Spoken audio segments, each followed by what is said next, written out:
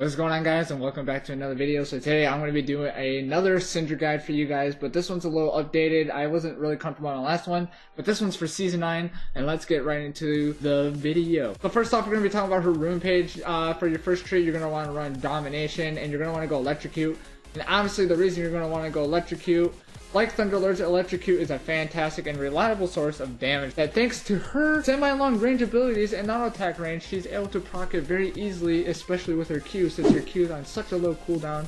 So second off, you're going to want to run Taste of Blood. As Syndra, you're easily able to proc Taste of Blood in lane while on the move with Q without taking any damage. This easy proc helps sustain and out-trade enemies for lane dominance, so that's the reason why you're going to want to go Taste of Blood second. Third, you're going to want to go Eyeball Collection. Now, Eyeball Collection is the go-to rune for snowballing a lead from a kill, especially on a champion like Syndra, who can take over lane and start one-shotting enemies and any squishy champion that comes near her. Now, for the last thing in your domination tree, you're going to want to run Ravenous Hunter, and the reason is because Ravenous Hunter allows you to effectively trade in lane with consistent harassment damage from her Q while healing a bit in return. Now, for secondary, I like to, this one's a little up in the air. It all just comes down to what you like. You can either go Precision or you can go Inspiration. For me, I like going Inspiration. I like to go Biscuit Delivery because Biscuit Delivery offers incredible lane sustainment and the ability to constantly trade damage with enemies. Now, the other thing is I like to go Magical Footwear. Magical Footwear is an all-around great rune choice for any champion, honestly, but as the gold efficiently is equivalent to free kill in the early game, because what this will allow you to do, not really so much worry about getting your boots that you really need early on, so it kind of gives you the movement speed bonus that you need. At the same time, it'll also allow you to prioritize your gold to get in the power spike that you need to get ahead even more if you are ahead. If you're behind, it's okay. This is going to help you because even when you're behind, this will help you be able to prioritize getting your items if you're losing in your laning phase. Now, for the little trees for your offense, flex, and defense, you obviously, for the first two, you're going to want to go damage.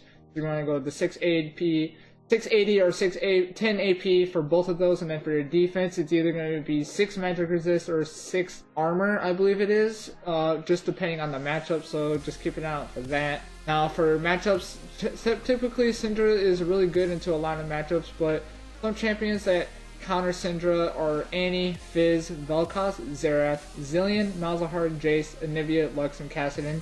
Usually these champions either deny her or they outrange her in any ways, so Syndra is really bad against champions with heavy CC or just a lot of heavy bursts, or that can also just outrange her. For instance, Annie, she has a very high burst potential and she brings a lot of burst and CC to the table, as champions like Fizz. Fizz also just denies her whenever she throws out a stun, or if she uses her ult on her, all Fizz has to do is just press E and it just declines pretty much anything. And Vel'Koz just is a really long range champion who can output a lot of damage as well. Now, for champions where Syndra plays really well into, she plays really well into champions like Ryze, Akali, Vizier, Corki, Irelia, Orianna, Mordekaiser. Yasuo is more of a skill matchup. Zoe and LeBlanc, usually when you're playing against champions like Zoe or LeBlanc, you kind of want to, post 6, you want to use your Q and E on Zoe, especially when they're dashing at you. For Yasuo, it's kind of hard because you want to be able to smartly utilize your way around lane while dodging his tornadoes, while at the same time using your E to deny him from getting on top of you. Same with LeBlanc when she uses her W or her Mimic ultimate. Same with Azir, she's really good because she can outrange a lot of these champions and poke them down constantly really easily, because a lot of these champions are really immobile early on. Now, ways to play Syndra when you're behind is, honestly, if you're losing your lane against these matchups, or if you're in a matchup where you're going to lose hard, do your best to push the wave out as fast as you can and look for roams, because if you're in lane and you're not going to be able to really do anything, you want to look for roams, help your team out, try to find kills in other lanes, so when you go back to your lane, you'll have some type of advantage. Even if you're losing in CS, don't be afraid to deny yourself CS, because it's important that you stay alive and not be useless, because it's super hard to come back on a champion like Syndra because she's so early and mid-game reliant that her late game is kind of hard. She starts to fall off really hard in the late game, but unless you're versing a really heavy squishy team, even if you fall behind early on, it's okay because you will scale, and if there are squishy, then you're going to be able to do sustained damage. But if you are behind, make sure that you're just utilizing your CC as much as you can to help out your teammates in team fights. When it comes down to Syndra and her abilities, her pass, I'm going to be explaining each ability, but as I explain each ability, I'm also going to be talking about her passive for each ability. So Dark Sphere is her Q.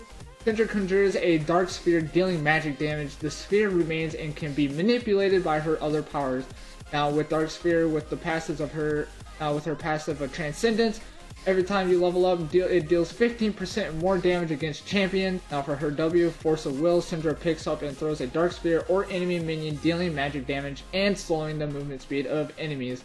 Now with the passives of Transcendence into it, I think it is at max level, she deals 20% bonus true damage, and it also, now for her E, Scatter the Weak, Syndra knocks enemies and Dark Spheres back, dealing magic damage. Enemies hit by Dark Spheres become stunned, and if with Transcendence on that as well at max level, spell width is increased, and so like the cone radius is increased, so her knockback and stun is more likely going to be easier for her to hit. Now for ultimate Unleashed Power, Syndra bombards an enemy champion with all of her Dark Spheres. So now when I recommend using her Dark Spheres, I always recommend trying to put down 2 spheres on the ground before you use your ultimate, because she can have up to 6 spheres. So when using her ultimate Unleashed Power, Syndra draws upon her Cataclysmic Power, harassing Dark Spheres to deal magic damage to target enemy champion. Unleashed Power manipulates the 3 Dark Spheres orbiting Syndra, in addition up to the 4 Dark Spheres previously created.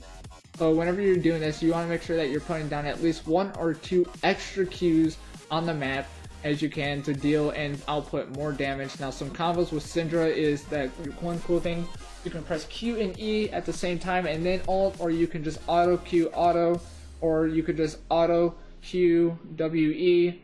You want to proc your electrocute as much as you can. Another thing is that you can also put down 2 Qs, ultimate, and then press E, W, Q, or you can do the opposite where you put down 2 Qs and then you press your ult and then you E, Q, W, and then by the time you do all that, you can throw an auto in between with an extra Q. But Syndra's usually versatile in any meta. It doesn't matter because she's such a safe and good champion that she's just hard to kill and she just outputs so much damage. But yeah guys, I hope this video has been helpful. I tried not to drag this one on. I hope this guide has helped you. This is what I run for Syndra right now in Season 9.